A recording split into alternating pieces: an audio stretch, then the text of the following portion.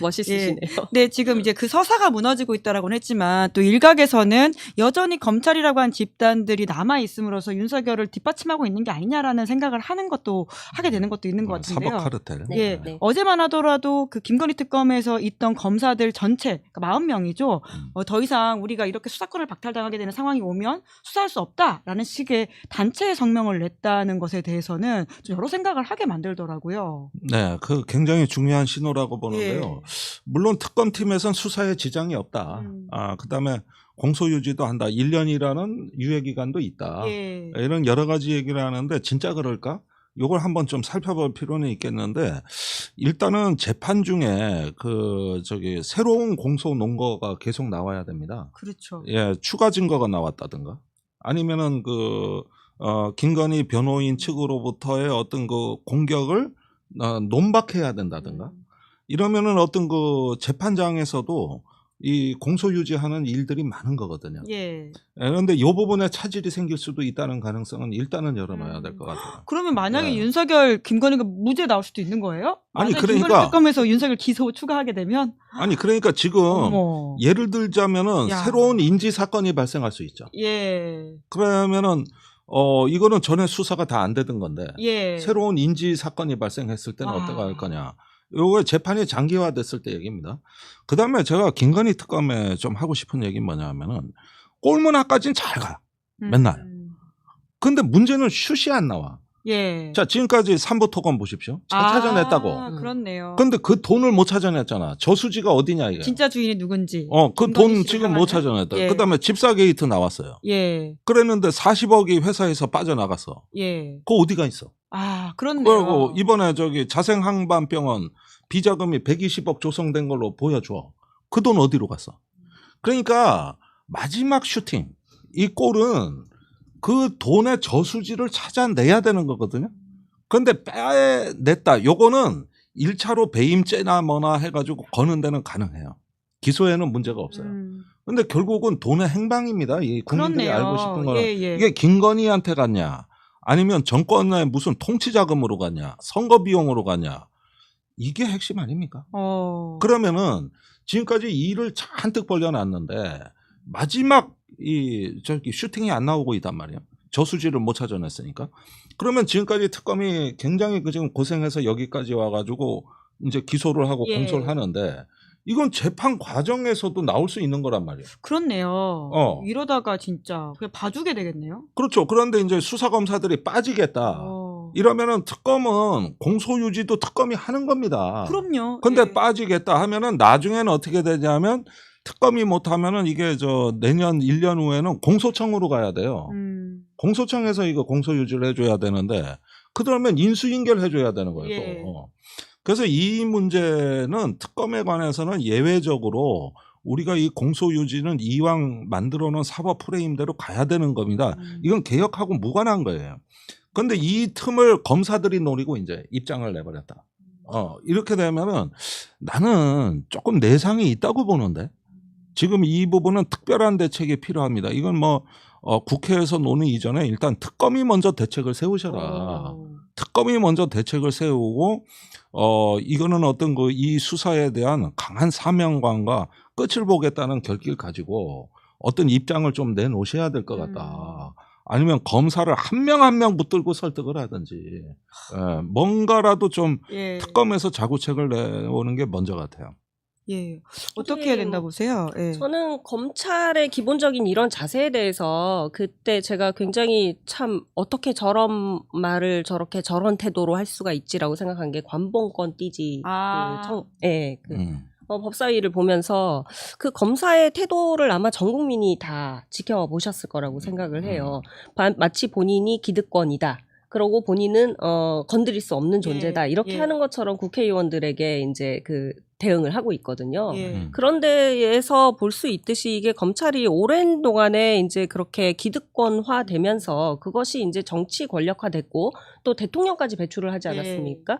예, 그러다 보니까 이 검찰이 본인들은 아주 특수한 집단으로서의 권력을 가지고 있는 그런 집단이고 그것이 전통적으로 사법부의 독립이라는 그런 것에서 보호를 받는 그런 존재였고 또 한편으로는 왜 그 캐비넷에 뭐가 많이 들어있다. 그러니까 어떤 정치인이든 공격할 수 있어라는 이제 그런 무기를 본인들이 가지고 예. 있다는 것 때문에 본인들만이 유일한 아무도 건드릴 수 없는 그런 존재다라고 생각을 하는 그런 경향이 있는 것 같아요. 예. 그것을 개혁하기 위해서 우리가 지금 검찰의 구조적 개혁을 지금 생각을 하고 있는 건데 거기에 반발을 한다는 거는 그런 기득권을 포기할 수 없다. 포기하기 싫다. 그리고 우린 이걸 유지를 해야 되겠다. 그런 생각으로 보이고 예. 그런 기득권을 계속 유지해 나갈 수 있는 방법으로 지금 이제 코너에 몰렸기 때문에 마지막 반항을 하는 거라고 저는 예. 생각을 하거든요. 국민께서 과연 이 부분에 대해서 검찰이랑 사법부를 믿어주실 것이냐. 저는 못 믿는다고 봐요. 여기까지 일이 오기까지 그동안에 검찰에서 의혹이 없이 국민께 정확한 그런 이제 수사라든지 이런 결과들을 보여주셨다면 그러면은 여기까지 오지 않았을 거 아니에요. 그렇죠. 그런데 예. 모든 의혹이 다 있지 않습니까? 그것도 윤석열 전 대통령하고도 관련이 있고 뭐든지 다 자기 사람들, 자기 식구들을 감싸는 그런 행태로 비춰지면서 국민적인 의혹이 발생을 한 것이거든요. 그렇기 때문에 이러한 검찰의 그 개혁 문제에 대해서 국회나 국민들께서 전혀 물러섬이 없이 다만 이제 말씀하신 것처럼 이제 그 특검 차원에서의 이제 뭐 그런 대책을 마련을 하셔야겠지만 물러섬이 없어야 됩니다. 특검 검사들이 40명이 반발을 했으니까 그 사람들이 밖에 일할 사람이 없기 때문에 이 사람들에게 맡겨야 한다 그런 생각 버리시고요. 정확하게 그리고 공정하게 이 문제를 해결을 하겠다. 그런 정치적 입장을 검사들이 내지 않고 하겠다는 사람들에게 맡기는 것도 나쁘지 않다. 저는 그렇게 생각을 합니다. 네. 일단 저기 검사들은 처음에 특검 오려고 경쟁하던 사람들이 그렇죠. 검찰 언제는 개혁하고 모르고 온다고 안 한다요. 난리치다가 예. 여기 좀 자기 좀 안 불러줄까봐 기다리다가 그 사이엔 또 이제는 돌아가겠다고 이번에는 또 입장을 그러니까 그 사이에 차이라고는 검찰청이 없어졌다. 요거 하나거든. 네. 댓글창에는 이 난나니아님께서 역사적으로 보면 뭐가 생각나냐? 일제청산 반민특위 생각난다. 이런 말씀하셨는데요. 아마 이제 뭐 소위 말하는 백래시가 있어가지고 상황이 바뀌었던 것에 대한 좀 걱정을 또 하시는 분들이 계시는 것 같나요? 아니 잘못 관리하면 그렇게 될 수 있죠. 이런 건 관리를 철저히 해야죠. 야. 근데 지금 뭐 최상병 특검이라든지 내란 특검 같은 경우에는 또 이런 문제가 상대적으로 덜 보이긴 하거든요. 그러니까 그런데 일단은 김건희 특검이 양이 가장 많고 예. 수사 범위 내용이 제일 많기 때문에 그렇습니다. 최상병 특검은 간단하고 그 조금 뭐 일부 확산이 되고 있긴 합니다만은 일단은 단일 사건입니다. 예.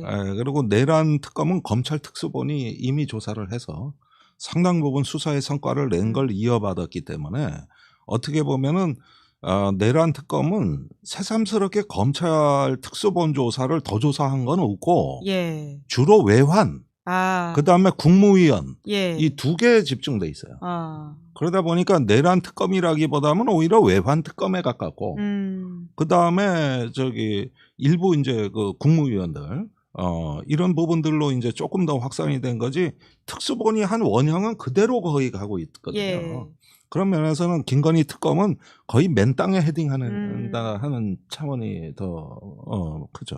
예, 아까 김재현 의원님께서는 뭐 저런 식으로 하면 가라고 하고 다른 사람으로라도 해야 된다고 하셨는데 아까 김종대 의원님께서는 좀 설득을 해야 된다고 하셨잖아요. 설득이 좀 될 수 있다고 보십니까? 아니 모르겠어요. 그거는 알 수가 없지만 하나하나 이런 게 집단화되지 않도록 하면서 일단은 각계 전파해야 된다. 그렇죠. 그리고 저기 뭐랄까 이 특검이라는 건 원래 검사의 꽃입니다.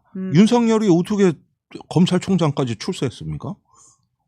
박근혜 특검에서 시작한 거 아닙니까? 수사팀장으로서 이제 활약을 했죠. 네, 그렇습니다. 예. 근데 이 경우에는 이제 좀 상황이 묘하게 된 것이 사실은. 계속 이런 식으로 일을 망치려 든다? 혹은 이 특검이 계속해서 일을 제대로 빠른 시간 내에 해결을 할 수 없도록 한다고 그런다면은 저는 특검을 특검하는 방향으로 특검도 특검해야 제안을 된다. 좀 드려봅니다. 네. 네. 검사들도 특검을 받아야 되지 않나. 그동안에 이제 제가 많은 분들한테 들었었던 건 검사 앞에만 서면 왜 나는 이렇게 작아져야 하는가. 이런 얘기도 많이 들었거든요. 제가 가수 시절에 소개로 어떤 부장 검사를 만나게 됐는데 어느 어떤 날 소개로? 예, 그냥 지인의 소개로 만나게 만나게 됐는데 이제 뭐 연락을 하셔가지고 어딜 오라고 그랬어요. 그래서 한 7시쯤 어디 호텔 근처로 오라고 그러니까 그래서 호텔 근처에 가서 전화를 했더니 그 호텔의 바 안으로 들어오라는 거예요. 그래서 갔더니 그 안에 이제 그 후배 검사들하고 여성분 포함 이제 한 10대명이 앉아 있더라고요. 그래서 저는 이제 7시쯤 오라 그랬으니까 저녁을 먹자고 그러시는 줄 알았죠. 근데 그게 아니었고 저 가서 노래 2곡 하고 왔습니다. 밑도 끝도 없이요? 네. 참. 네, 왜 불렀는지를 알 수가 없고 그래서 오면서 굉장히 너무 내내 무례하네요. 기분이 별로 좋지 않았던 생각이 듭니다.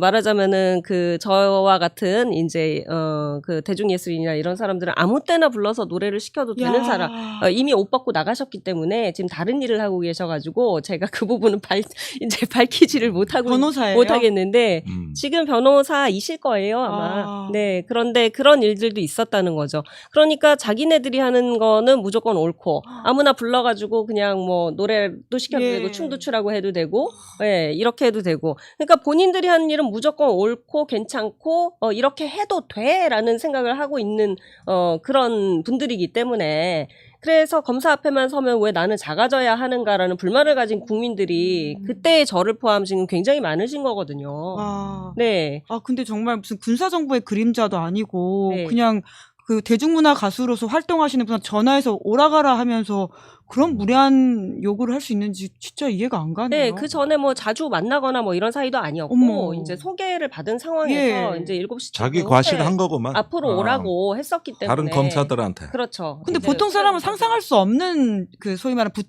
부탁도 아니죠. 이건 사실 부탁도 아니고 그냥 불러서 이제 들어갔더니 이제 거기 이제 노래방 시스템이 돼 있었는데 노래하고 가라고 그래가지고. 네. 근데 진짜 이게 또 막상 그런 일을 겪고 나서 제대로 항의 못하는 나 자신이 또 막 속상하고 막 그럴 수도 있을 것 같아요. 그땐 좀 어리기도 했었죠. 그러니까 제가 왜 여기서 노래를 해야 합니까? 왜 저를 불러다 노래를 시키시는 거지요? 이런 식으로 제가 얘기를 못했죠. 못하고 그냥 하고 왔는데 지금 같으면 그런 권력을 왜 일반 국민한테 부려야 되는가? 또 그런 권력을 마치 굉장히 고압적인 자세로 조사받으러 온 일반 국민에게도 왜 그렇게 대하고 본인들이 하는 건 다 옳은가? 너무 속상하네요. 네. 아니, 김종대 의원님도 국회의원 하셨는데 이런 생각 해보신? 국회의원이 그랬다가는 완전히 그냥 검사는 되고 국회의원은 안 돼. 큰일 나죠. 야, 진짜. 야, 충격적이네요. 그러니까 검사들의 태도가 그렇게 형성이 돼 왔다는 것입니다. 네, 참, 검찰만이 아니라 근데 또 우리가 아까 사법개혁에 대한 이야기들을 이어가고 있는데, 그러니까 지금 뭐 여러 가지 논란이 있긴 하지만 지기현 부장판사 관련해서는 또 어제 나왔던 의혹들이 이건 또 왜 지 부장판사가 해명을 안 할까라는 좀 전 생각이 들더라고요. 휴대폰을 굉장히 의혹이 가는 그 시기에 교체를 했다라고 하는 건데. 한두 번이 아니죠. 네, 아니, 근데 김종대 의원님이 핸드폰 교체 자주 하세요? 아유, 그러면은 약정 기간을 어기는 거기 때문에 할인 혜택을 못 받아요. 네, 할인 혜택. 내가 제일 문제가 저기서 그 요즘 휴대폰 자주 바뀌는 사람들 보면은 막 중국 휴대폰으로 갔다가 샤오미 휴대폰으로 갔다가 이러면은 저거 계약 기간이 저거 있을 텐데. 그리고 저기 요즘은 더 좋은 휴대폰이 나오면은 연락이 와요. 그래서 요 계약 기간 얼마 안 남았는데 바꾸시면은 혜택 드린다. 이러면은 그때는 바꿔도 돼. 그런데 저렇게 바꾸면 어떻게 되느냐? 돈 더 나가. 그렇죠. 이거는 사실 비용을 생각하지 않고. 그래서 난 첫 번째 드는 생각이 이거야. 오이씨, 위약금. 난 그 생각부터 든다니까. 보통 사람들은 이유가 없는 거야. 이유가. 그 다음에 아이폰으로 바꿨다. 샤오미로 바꿨다. 이게 뭐냐면은 보안 때문이에요. 그 아이폰은 아시다시피 왜 저기 보안 시스템이 다르잖아요. 강하다라고 알려져 있죠. 그 다음에 녹음도 안 되고. 이런 거 쓰다가 저기 또 중국 걸 가다가 이런 게 뭐 저기 판사가 자기 업무 하기도 바쁘고 저 휴대폰 바꿀 때 보니까 저 한참 윤석열 구속심사 할 때인데 아니 그 바쁘고 이 중요한 시기에 할 일이 없어서 휴대폰 바꿉니까 그래? 그 구속 취소 청구하는 그날인데요. 첫 번째 바꾼 날. 다음 날 넘어갈 때까지 휴대폰을 3번을 바꿨어요. 그렇죠. 하루 안에 휴대폰 3번 바꾸시는 분 한번 혹시 계신가요? 네. 없거든요. 심지어 새벽 5시에 다시 바꿔요. 네, 새벽 5시에. 그랬다가 원래 쓰던 기종으로 또 바꿔서 한 바퀴 삥 돌아서. 상당히 의혹이 갑니다. 새벽에 개통돼요? 유심을 그것도 스스로 이상하네. 바꿨나 이게 네. 보통 뭔지 모르겠어요. 그건 모르지 모르겠어요, 저도. 그런데 하루 동안에 또 5월 16일에서 18일 사이에 예. 이틀 동안에 또 3번을 바꾸거든요. 예, 이때는 그 접대 의혹이 나왔던 때죠. 네, 네. 네. 그러니까 무슨 의혹이 나올 때마다 핸드폰을 이렇게 해서 자기가 연락했었던 사람들이나 이런 것들을 다 지워버리는. 그리고 지금 한마디도 없잖아요. 보통 할 말이 없는 사람들이 할 말이 없죠. 아, 네. 아니, 근데 얘기할 게 없죠. 네. 이 휴대폰 자주 바꾸는 게 무슨 상습받은 일상인지 모르겠는데 다들 이런단 말이에요. 내란과 관련돼 있는 혐의자들이 지금 보니까 김상민, 물론 내란은 아니긴 하지만 윤석열, 김건희와 관련돼 있는 인사들, 그러니까 김상민 전 그러니까 검사로. 아니 저봐요. 네. 하도 오래 써가지고 이거 너덜너덜너덜하네. 이게 벌렁벌렁벌렁 해가지고 사진 찍으면 이거 걸려가지고 찍히지도 않는 거 이런 거 이거 저 오랫동안 진짜 써가지고. 핸드폰을 바꿔야 될 사람은 김종대 의원인 네. 것 같은데요. 이 휴대폰도 안 바꾸고 케이스도 안 바꾸고 예. 이렇게 너덜너덜너덜. 네. 유심을 이런 식으로 바꿨다라고 하는 것에 대해서는 과거에도 그 술 접대 의혹과 관련해서는 본인이 뭐 그런 거 사주는 사람도 없고 뭐 소주에 삼겹살 먹었다, 소폭에 삼겹살 먹었다 이런 주장하고 있지 않습니까? 네. 근데 이번에 또 나온 거 보니까 실제로는 회를 먹었더라고요. 아 그래요? 예. 그런 게 헷갈리실까? 예. 참 희한하네. 참 이제 그래서 좀 의혹이 생길 수밖에 없는데 어. 참 어떤 식으로 좀 정치권에서 대응해야 된다고 보십니까? 좀 여러 가지 그래도 조희대 청문회 관련해서 또 비판도 있지 않습니까? 이거 정확히 하셔야죠. 대법원 윤리감찰실에서 조사를 하셨는데 보고서를 뭐 별 문제 없다 이런 식으로 내신 것 같아요. 굉장히 국민적인 공분을 살 만한 내용이죠. 그리고 사법부 니네는 역시나 자기네들끼리 싸고 도냐, 덮어주려고 하냐 이런 의혹을 불러 일으킬 수밖에 없지 않습니까? 예. 사법부가 독립적이어야 하는 이유는 국민 신뢰를 바탕으로 해서 예. 독립적이어야 하는 거지. 이런 식으로 우리 쪽 사람들은 다 감싸고 은폐해주고 이렇다고 한다면은 사법부를 믿을 수가 없기 때문에 그때는 사법부의 독립 이런 것에 대해서 우리가 얘기를 할 계제가 아니다. 그러니까 대법원 차원에서 이것을 어떻게 할 것인가 독립적으로 조사를 하셔가지고 국민들이 생각하시는 그런 눈높이에 맞는 그런 조사 결과를 내놓으셔야 되겠다. 윤리감찰실의 보고서 신뢰할 수 없다 이렇게 말씀을 드리겠습니다. 지금 댓글창에 김종대 의원님한테 케이스 사드리고 싶다고. 아, 예. 아니, 저는 끝까지 했습니다. 끝까지. 네, 얼른 국군의 날 이야기로 넘어가 볼까요? 예. 오늘이 10월 1일인데 제가 이렇게 질문지를 준비하다가 작년 뉴스를 찾다 보니까 와, 진짜 크게 바뀌었구나. 그리고 많이 그 당시에 윤석열과 김용현이 광화문 한복판에서 심지어 비가 왔는데도 저렇게 퍼레이드를 했던 네. 상황이라고 하는 게 진짜 계엄의 전모를 대해서 우리가 참 눈치 못 챘구나라는 생각이 들기도 하더라고요. 네. 좀 김종대 의원님도 좀 감회가 새로우실 것 같은데 어떻습니까? 그러니까 작년 10월 1일 오늘 그 국군의 날을 광화문 퍼레이드가 있었고 그날 밤에 공관 오찬. 그랬죠. 예, 이게 이제 결정타였는데 네. 그날 저 많이 김용현하고 사령관이 있는 자리에 대통령이 옵니다. 그래가지고 윤석열이 이제는 더 이상 이 나라를 비상조치권 아니면 구할 수가 없다. 이제는 군이 나서야 된다. 네. 이 말을 할 때가 이 비상계엄 선포에 대한 마지막 그 결심이 끝난 시점이라고 저는 보여지고 예. 그때부터 여인형의 휴대폰 메모가 이상한 수상한 메모들이 발견이 되는데 10월 달에 낸 거에 즈트부스 그러니까 정보사, 특전사 그다음에 수방사. 예. 거기 이름이 이니셜로 한국말로 있죠. 예, 요걸 4개를 지칭하면서 방첩사까지. 사인은 각오하고 있어요. 적들은 수세임. 그러면서 적들. 그러면서 우리 국민을 향해 국민이 적들이라고. 경찰력으로는 통제가 불가능 상황이 조성돼야 함. 그다음에 압수수색과 검거를 진행해야 돼. 이런 것들이 쭉 적히죠. 이게 11월에 메모가 또 나오는데 이때는 굉장히 조사본부 경찰청에서 수사관을 파견받는다는 내용이 나와 있고 합수부를 구성한다고 되어 있거든요. 계엄 때 그대로 됩니다. 그러니까 이게 10월부터는 운명의 초침이 이제는 돌아가고 있었다. 그게 이제 10월 1일 바로 오늘이라는 거. 요거를 좀 기억하실 필요가 있겠고 그 다음에 유례없는 충성맹세장이었습니다. 그랬는데 제가 한 가지 언론에 안 나온 거 하나 일화를 소개해드리면은 10월 1일은 대통령 참석 사열 행사고 예. 9월 말에 장관이 한번 점검하는 사열 행사가 있었어요. 작년 어. 예 윤석열 정부에서 예. 그때 특전사 대표들이 옵니다.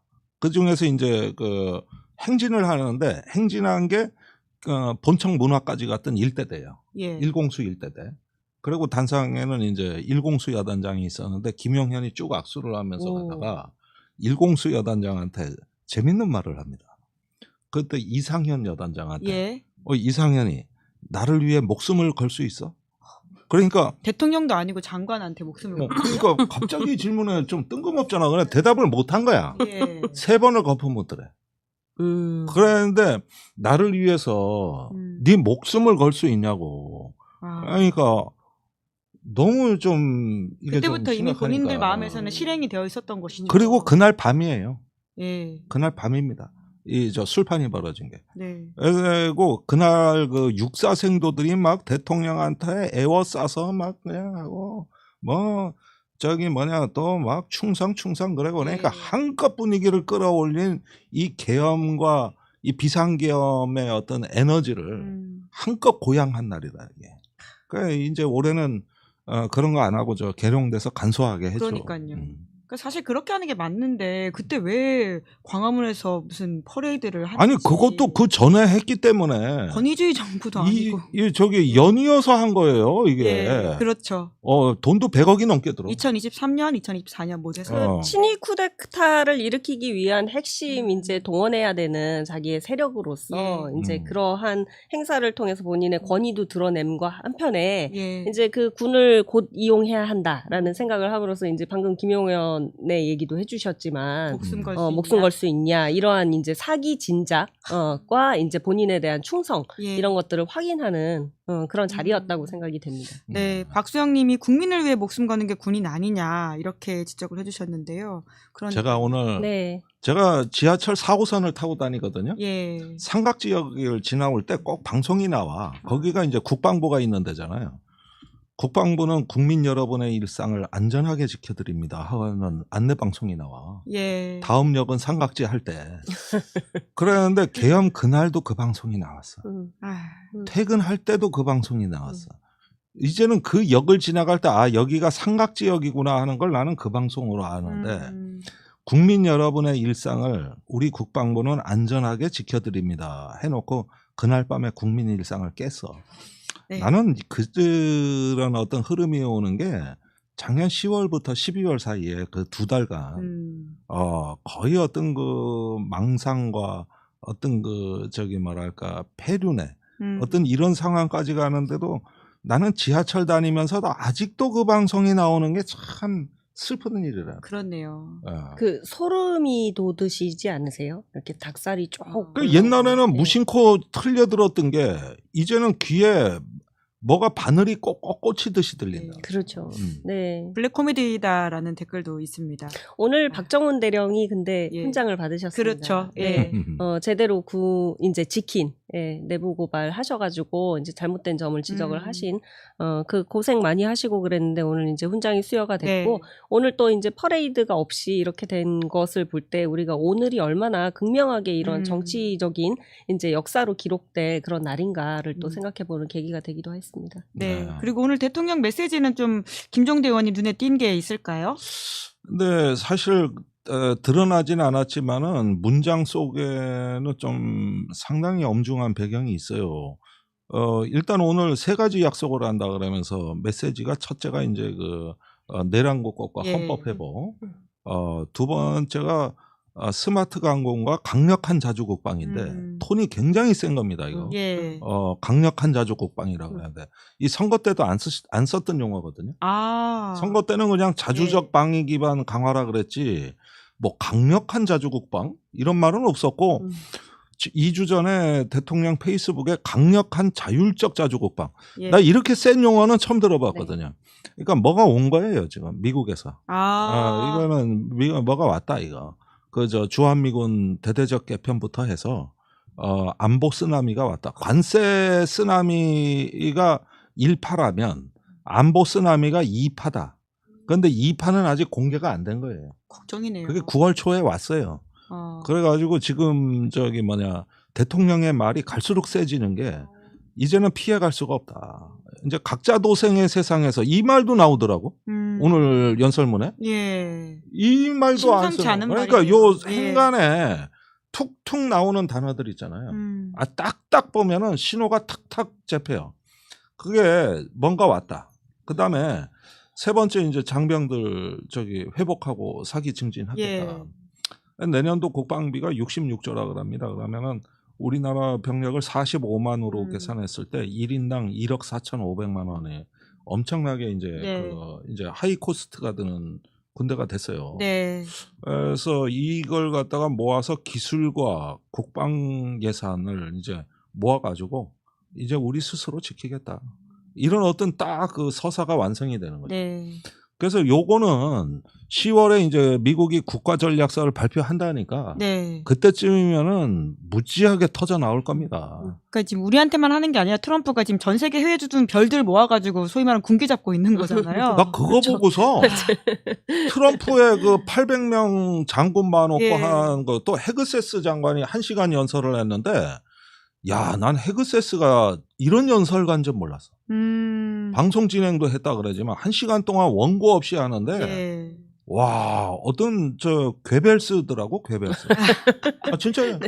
그러고 그 앞에 나온 트럼프는 세계에서 제일 멍청한 지도자 하나가 나와가지고 그런데 하는 말을 이렇게 보니까 사실상 11워 내전의 선전포고를 하는 거야. 이제 미국의 모든 도시를 훈련장으로 삼아가지고 군대 투입하겠다.